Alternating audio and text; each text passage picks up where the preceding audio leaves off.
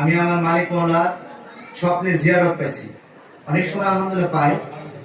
অনেক কথাবার্তার পরে আমি আমার মালিক মওলাকে জিজ্ঞাসা করলাম, মালিক, দরবার শরীফের বেহাল অবস্থা, আমি কাকে অনুসরণ করব? আমি দীর্ঘদিন যাবত ইস্তেখারা করতেছিলাম যে আমি কাকে অনুসরণ করব। আমার মালিক জিয়ারতে বললেন যে তুমি তোমার ছোট ভাইজানকে অনুসরণ করো।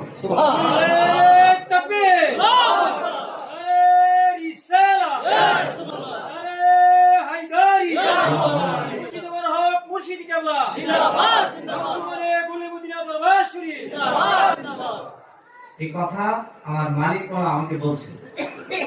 সুতরাং মালিক মওলা যদি মালিকের মুরিদ আমি হয়ে খাই, তাহলে আমার জন্য খরচ হয়ে গেছে। কথা বলে ঠিক কিনা? সেই হিসাবে আমি তিনও শাহজাদেকে আমি ভালোবাসি। তবে যেহেতু মালিক মওলা বলছেন যে তুমি তোমার ছোট ভাইজানের অনুসরণ করো, আমি আপনাদেরকে সাক্ষী রেখে আজকে থেকে ওয়াদা করছি আমি আমার ছোট শাহজাদেকে অনুসরণ করব।